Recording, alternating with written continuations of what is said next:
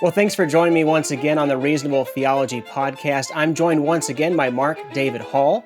He is the Distinguished Professor of Politics at George Fox University. He's written over a dozen books on religion and politics in America.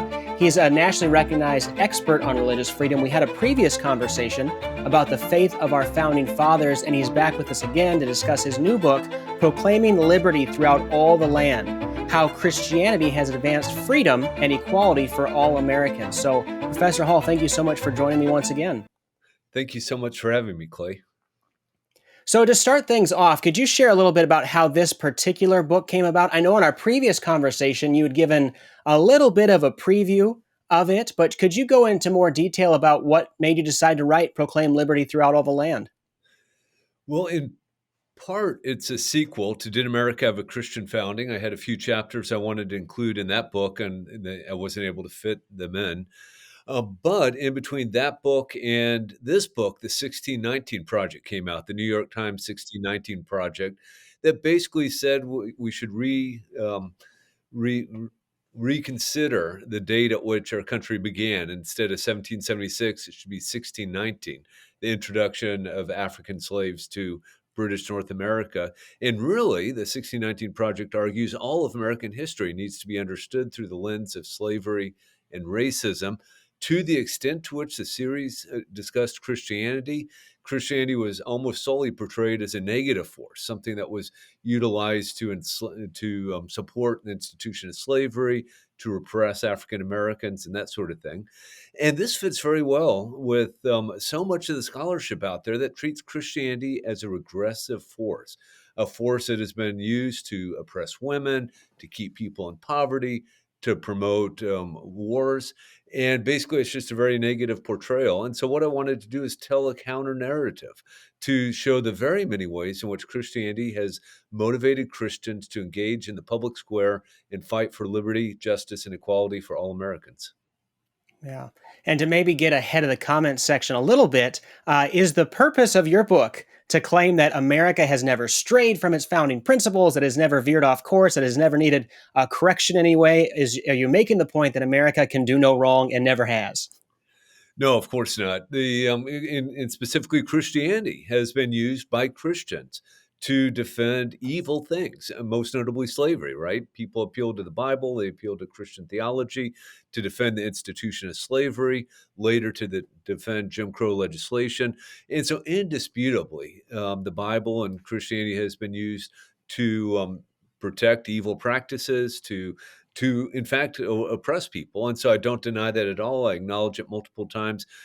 But what I'm interested in is the overall story. On balance, Christianity has been far more of a force Mhm. for good than evil throughout American history. Yeah, because once you get away from the incorrect side of the things, we're saying that there was never been any issues with American society or Christianity in America and how it's been tried to live out.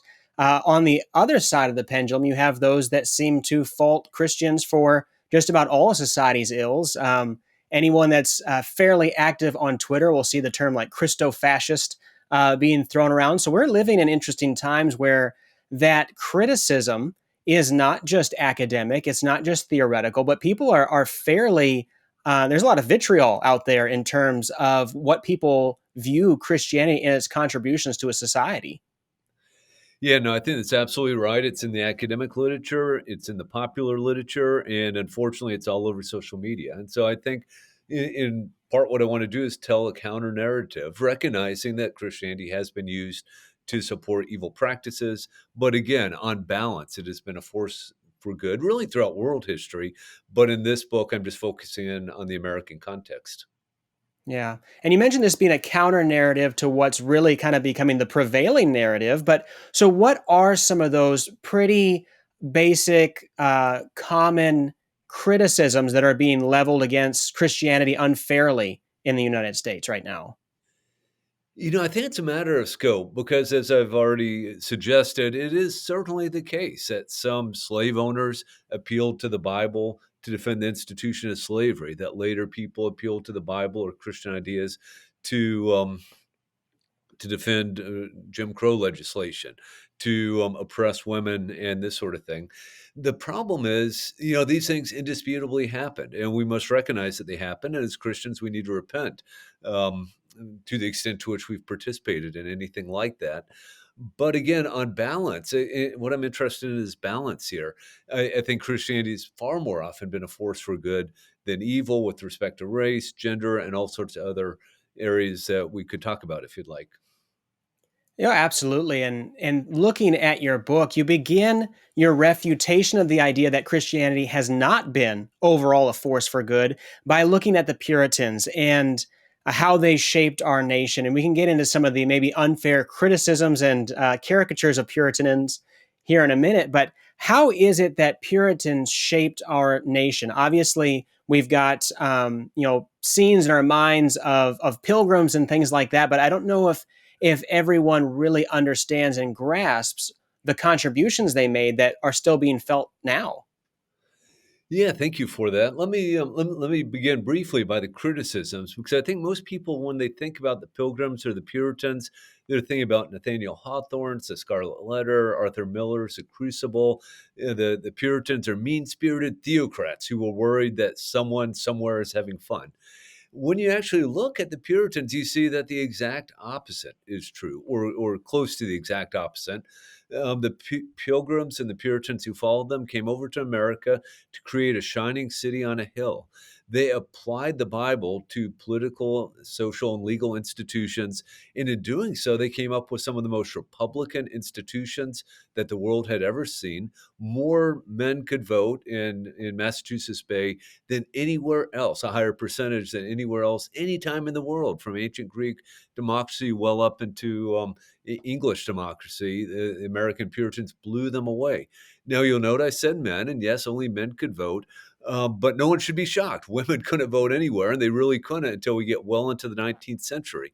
And so, again, I'm not saying that the Puritans figured out everything perfectly or that they became 21st century good Democrats, small d Democrats, but they created these wonderfully Republican institutions. They had a very healthy fear of government, so they strictly limited government by law. They had the rule of law, not the rule of men.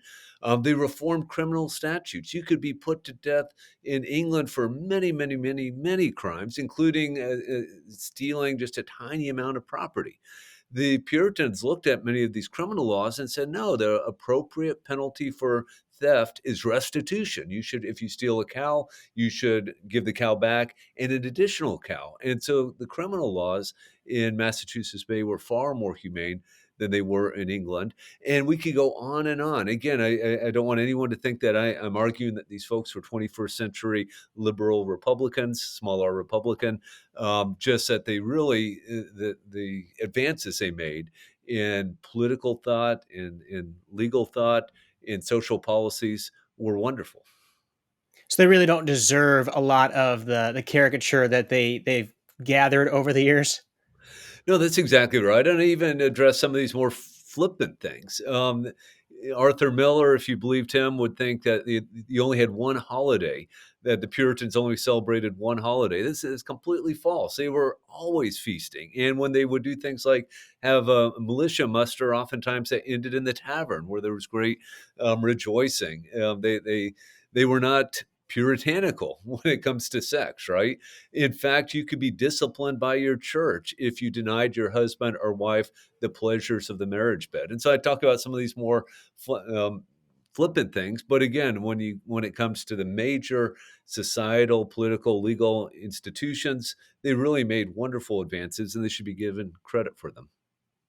So did they start to kind of become the boogeymen with the same mindset that you might see later in a 1619 project? Was that just developing over time in our society where those who seem to be religious fundamentalists are pointed out more and more as society becomes increasingly quote unquote progressive as being retrograde and bigoted and outdated?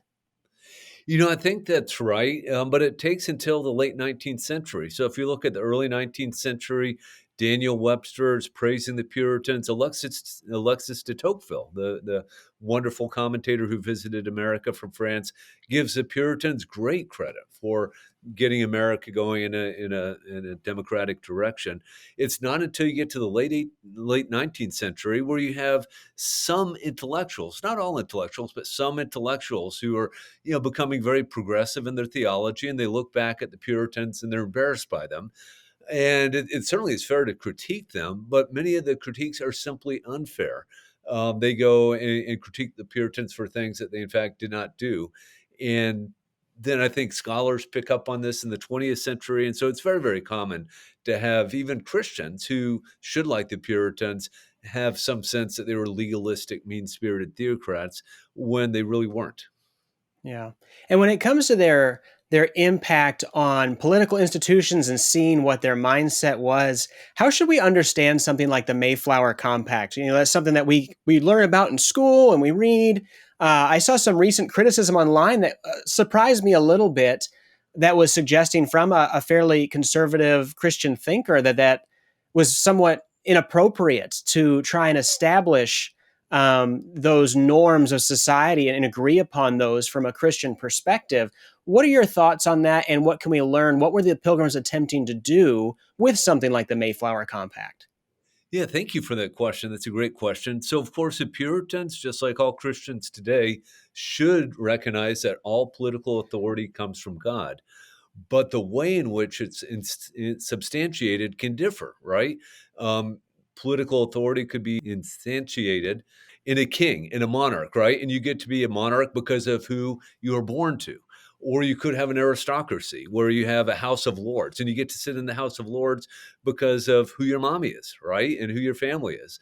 The Puritans, on the other hand, were profoundly democratic, small d democratic. They believed that individuals were equal. And so when it came time to create a political community, these individuals came together and they consented to be governed by one another. And then they created democratic institutions, which again were the most democratic the world had ever Hmm. seen. Virtually all males could vote in elections, and they had elections all the time, every 6 months. Wow. And they were electing members of the lower house, members of the upper house, and for many, many years, the governor. Eventually, after the English Civil War, a royal governor was sent to Massachusetts, but not to Connecticut. So, Connecticut, throughout all this time, the people are regularly going and voting on every major political official. And I've just kind of focused on the colonial wide ones. You also had local um, town officials and selectmen and this sort of thing. And they had some laws that were just, I think, wonderful. For instance, Connecticut had a law that required every family to have a Bible and a copy of the Westminster Catechism. And if you could not afford one, one would be provided to Wow. you. They also required that all children must learn how to read. And this is, of course, what you would expect of a very Protestant people who believe in sola scriptura, that is, a Bible alone as their sole guide for faith and practice, and the priesthood of all believers. Well, if you're going to take that seriously, that means all individuals need to be able to read. And what we see in New England is almost universal male literacy. And I'm sorry, that's how historians measure it, male literacy. But actually, there's good reason to believe that female literacy was improving dramatically, far more so than you would see anywhere else in the world at that time. Wow. So definitely the Puritans have had a major impact on shaping the American society that we know and have today. I think a lot of people, when they think about early days, unless they're probably criticizing them, the Puritans maybe don't come to mind. But you have a section here focusing on the Revolutionary War era, which a lot of us would look at and say, okay, there's our founding, there's the principles, that's where it all began, and probably an oversimplification. But what role did Christians play in this momentous era of our country? Yeah, so in 1763, almost all Americans are perfectly happy to be citizens of the British Empire. We had just come through a major war, the French and Indian War, what Americans call the French and Indian War, and Americans had joined with British troops in defeating the French. Parliament took on a lot of debt. And so Parliament said, not unreasonably, a lot of this debt was incurred defending the Americans. And so the Americans should help pay for this debt. So in 1764, 1765, you have for the first time Parliament attempting to tax the colonists to raise revenue. Now, there's a big problem with this, the Magna Carta, which basically says no taxation without representation. And so people in Virginia, people in Massachusetts, they said, look, we're perfectly happy to be taxed. That's probably not true. No one likes to be taxed, but they were taxed by their local governments, right? By their town governments, by their colonial governments. They were represented in their town governments. They were represented in their colonial governments. And so therefore they paid taxes to their local or colonial governments. There was no American representation in Parliament, and so therefore Parliament could not tax the American colonists. Now, this was, remember the date, 1764, 1765. Fortunately, as well they should, Americans did not just simply pick up guns and start shooting at redcoats. Right? They petitioned, they boycotted, they protested, they made arguments, they wrote pamphlets, and this went on for over 10 years. And Hmm. you have shifting, and Parliament will try this and Parliament will try that, and yet Parliament kept trying to do things that the Americans were convinced were unconstitutional. That Parliament simply had no right to do this. There were a few other things that went on as well. There was a perceived threat that a bishop, an Anglican bishop, would be sent to British North America. And this bishop would then clean house and take care of all these dissenters. Now, we need to remember that the Anglican Church, the Church of England, the established Church of England, right, which is still established, and the king to this day is the head of the Church of England. Only about 15% of Americans are members of the Church of England. Otherwise, they're Calvinists, mostly Presbyterians, Dutch Reformed, Congregationalists, with a scattering of Quakers and some early Baptists and eventually Methodists and a few others, Lutherans mixed in. So most Americans were dissenters, dissenting from the Anglican Church. And so the fear was that this bishop would come over here and repress all these dissenters, which of course are a vast majority of American colonists. You also had Parliament begin to do things like deny Americans right to trial by jury in certain cases. And so what the Patriots saw is they saw a long train of abuses, as the Declaration of Independence puts it, where Parliament and then the King are taking step after step after step to oppress the American colonists, that they're acting as tyrants. The Patriots are sending petitions to England. The king rejects the petitions. The king explicitly declares the colonists to be out from under his protection. And eventually, British troops are sent to seize American stockpiles of ammunition, and fighting begins in 1775. Eventually, of course, as you know, independence is declared in 1776, and we have the wonderful Declaration of Independence announcing that to the world. I want to emphasize, and we can go into more detail, but I do want to emphasize the timeline. It took well over 10 years before shots Yeah. were exchanged, and of course, war is a very serious thing. It should always be a last resort, and I think it's fair to say for the Patriots, it was the last resort.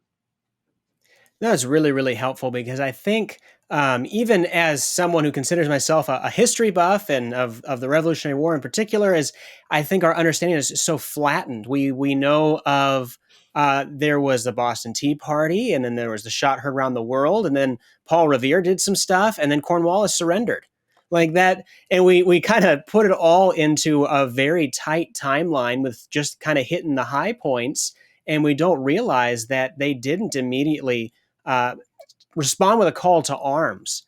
And looking back at that, there's different opinions as to, well, what is the Christian thing to do? What is the Christian thing to do when a government becomes tyrannical? What was the conversation among faithful, believing Christians at the time? And how has that conversation maybe evolved over time? And obviously, that we're the beneficiaries rather of the decision that they made to participate in revolution. But at times you look at that and you look at what scripture has to say, and you wonder what is the right thing to do in complex situations like that. Oh, that's a great question. And the church had an answer for about 1400 years, and that is Christians must obey the civil rulers. If the civil ruler tells you to do something that goes flatly against the word of God, to bow down and worship Baal, you refuse to do it, but you take the consequences, right? Just as the biblical models of Daniel or Shadrach, Meshach, and Abednego. They didn't rise up in rebellion. They took the consequences. Daniel was thrown in the lion's den, Shadrach, Meshach, and Abednego in the fiery furnace, and God preserved them. However, and this is critically important, the Protestant reformers took a very different view of scriptures like Romans 13. Romans 13, of course, if you just stop at verse 1, it sounds as if Christians simply have to obey rulers. Right. If you keep going, though, you have this language: rulers punish those who do ill and reward those who do good. Well, this kind of raises the question: what if you have a quote unquote ruler who is routinely punishing those who do good and rewarding those who do ill? At least the reformers said that's not the sort of entity that Romans 13 is talking about. So a Mhm. ruler, in other words, can become a tyrant, and when he does so, or of course, an assembly can go from being a proper civic authority to a tyrannical one. And this is exactly what the Patriots understood Parliament and the king to be doing. Now, keep in mind, I said the reformers, specifically the Calvinists, took this approach. John Calvin, and this is sometimes misunderstood because he's the most conservative of the Calvinists, if you will, on this question. But he's crystal clear in his institutes that inferior magistrates may restrict a superior magistrate that becomes tyrannical.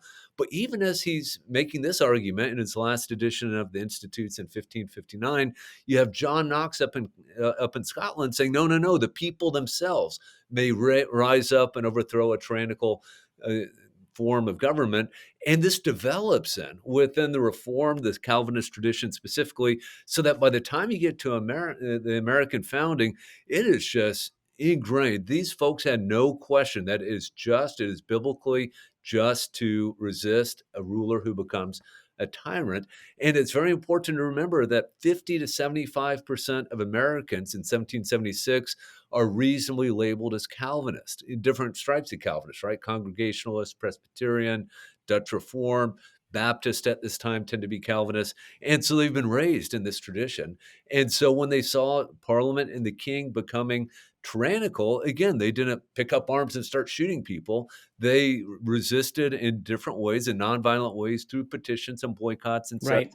But eventually, when the British sent troops, they understood themselves to be engaged in a defensive war, a just war, and they resisted, actively resisted is a phrase that is sometimes used by Christians who think about the just war tradition. Yeah. So it's a really helpful context to see that they tried their best to avoid it, but their convictions were clear that when the time came and there were no other remedies available to them, they did what they saw needed to be done in that instance. So you go from this era of American history, and obviously those principles of life, liberty, and the pursuit of happiness were not enjoyed equally among all people at that time or for quite a while after the Revolutionary War. What role did the use of the Christian faith, both the misuse of it and then the proper, use and living out the Christian faith, what role did that have in the institution of slavery in the United States? Sure, thank you. And this is one of the problems with, say, the 1619 Project or the historian Jim R. Tisby and others, is they say, for instance, authors of the Declaration of Independence are simply hypocrites when they write the beautiful words, "We hold these truths to be self-evident, that all men are created equal, that they're endowed by their Creator with certain unalienable rights, among which are life, liberty, and the pursuit of happiness." Now, note that's a theological argument, right? It's saying we are endowed with rights by our Creator, and it includes equality and liberty. Well, in order to be a hypocrite, you have to say one thing and do the other. I think initially, one of the first things I'd say is that we can view this as a mission statement, as a set of ideals. As Christians, you and I attempt to live out the fruits of the Spirit, right? Love, joy, peace, patience, kindness, and so forth. Now, this is an ideal I have. If you talk to my wife, she'll tell you, well, Mark's not always patient. Well, does that make me a hypocrite? Not if I'm genuinely trying to live out these principles. I fall short, to be sure, but I'm not a hypocrite because I fall short. So when we turn to the founders, I think we need to look at what they actually did with respect to slavery. We should recognize to begin with that most white Americans never owned a slave. Rulers and civic leaders tended to be wealthier, and so they were more likely to own slaves, but still plenty of them never did. A John Adams, a Roger Sherman, a Oliver Ellsworth never owned an enslaved person. Okay, so a number of Americans never owned, even of the civic leaders did not own slaves. Some civic leaders who owned slaves came to recognize that they ought not to do so. So John Dickinson, at one time the largest slave owner in Delaware, he eventually freed all of his slaves.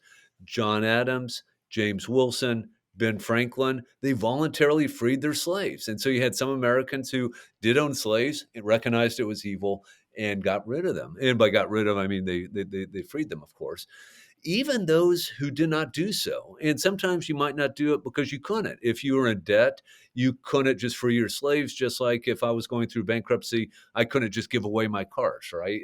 They're connected to the estate, and the those who loaned me the money would have first dibs at them. But even those who did not free their slaves or even make much of an effort to do so recognized that slavery was an evil institution.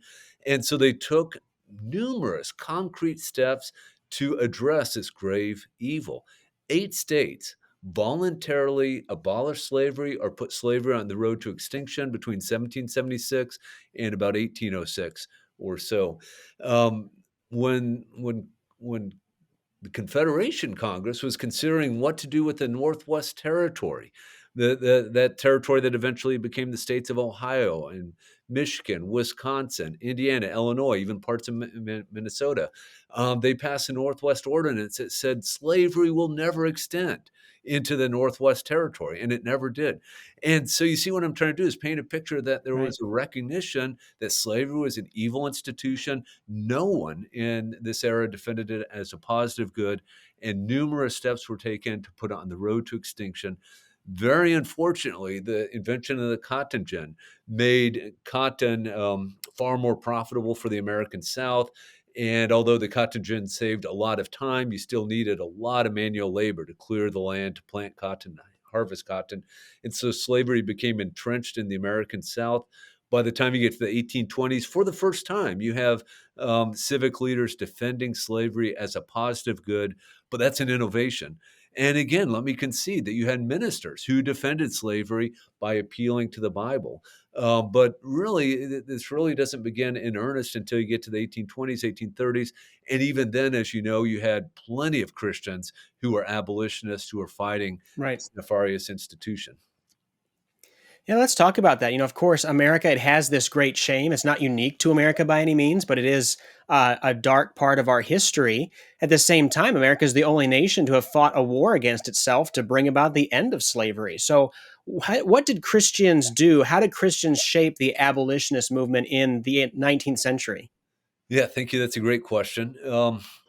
Yeah, so the abolitionist movement was almost solely a Christian movement, Christians motivated by their faith to oppose slavery, to advocate for the end of slavery. And they sent in petitions. They joined colonization societies. Many, not many, but yeah, a good number of Americans thought that the solution was to end slavery and free the slaves and ship them back to Africa. Even someone like a Thomas Jefferson, a James Madison, a Henry Clay, they were all in favor of this sort of thing. James Monroe, most obviously, but that was never a feasible path, right? Something like 10,000 slaves were freed and sent back to Africa. But over the course of the early 19th century, the population of slaves grew far greater than that, right? Multitudes times greater. So that was never a feasible option. So these Christians, they recognized that slavery is evil, and they battled slavery in legislatures and Congress. They tried to prevent the expansion of slavery into the territories, and eventually, and unfortunately, you're exactly right. We had to have a bloody civil war to end slavery. I will suggest that that wasn't necessary. Slavery was ended in other societies that had massive amounts of slaves. Brazil, most notably, but elsewhere, there were a few other areas in which countries in which slavery was ended with violence. Haiti is one of the greatest examples of this. Around 1790 or so, there's a slave rebellion.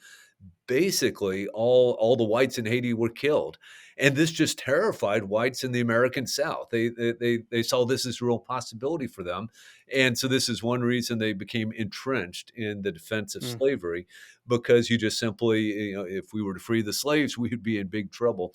Thomas Jefferson in about 1822 described slavery as holding a wolf by the ears. You really don't want to be in that position, but you also aren't going to let the wolf go, because if you let him go, he's going to attack you.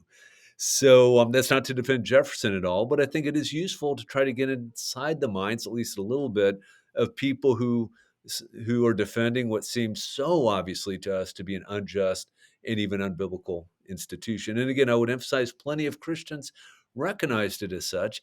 I'm a political scientist. Political scientists like to explain things in terms of self-interest, and oftentimes this makes sense, right? You have agricultural interest in Washington, D.C., supporting subsidies for farmers. Oh, that's kind of obvious self-interest. It is almost impossible to explain why these white Americans in New England and Ohio and elsewhere are fighting to end slavery in the American South. How is this in their self-interest? I think it's impossible to understand it as such. It's far more reasonable to understand that they just recognize that slavery was a grave evil and that it needed to be ended. Yeah, so throughout our history, Christians have been involved in making true moral progress in society, whether it's this example that you've just gone over with their involvement with the abolitionist movement, whether it's more proactive in shaping political institutions and society around us. When we think of our reality today, what is the place of the church when it comes to issues that are deemed to be within the realm of culture and politics? Because so often it seems that Christians are told that you need to relegate faith to the home and to the church, and it should never enter into the public square. What does the Constitution have to say about that? What is the proper view that Christians should have, not only based on our history, but based on our founding documents, based on an understanding of what Scripture has to say? What is the church's role in social life? Oh, that's a wonderful question. Thank you for that. Let me, because church might be a little, it could be used in different ways. Let me just begin by talking about Christians. I think Hmm. Christians in the United States of America, we have this wonderful ability to immediately affect politics. We can vote. If you don't like your representative, if your representative or senator, state representative, if they aren't pursuing what you consider to be good, just, fair legislation, if they aren't interested in protecting religious liberty for all, if they aren't interested in protecting unborn humans, if they aren't interested in protecting the rights of the least of these, then you can vote them out, right? We have that ability, and so I think we have an obligation to be salt and light in our society. Now, a lot of what we do might not involve the government at all, right? We might be a part of a church that has a soup kitchen that immediately serves the need of impoverished people in our town, and that's a wonderful thing, right? Or building housing through Habitat for Humanity. There's a lot we can do that doesn't involve the government, but for some things, you just simply need the government, either because the government is affirmatively restricting rights, or because the government's necessary to protect rights. I'm thinking here about something like abortion.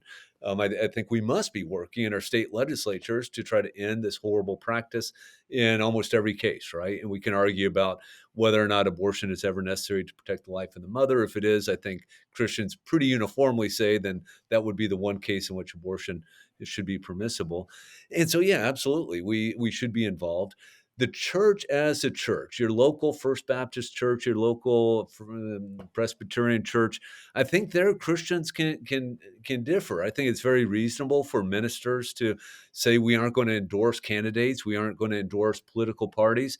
I do think ministers have an obligation to be preaching about moral concerns of our day, but they can do so in a kind of apolitical way. But as Christians, we absolutely should be involved in the public square. Again, fighting for all, not just for ourselves. So I talk about religious liberty at some length, and I say Christians should be among the forefront of those protecting the rights of all people to worship God according to the dictates of conscience and to act upon those dictates whenever possible, whether those Americans are Protestant or Catholic, Jewish or Muslim. everyone has a God-given right to religious liberty. Mm. So, what do you hope would be the takeaway from reading "Proclaim Liberty Throughout All the Land"? What would you hope that the Christian reader, in addition to really correcting the record and providing that counter narrative, what does it have to teach the Christian who looks at the polarization and the moral degradation all around them and doesn't know what to do? What lessons would you like them to take away from what you lay out in the book? Yeah, first of all, I appreciate that you recognize the value of just simply getting our history right. As Americans, we should have an accurate account of American history, and something like the 1619 Project grossly distorts that narrative.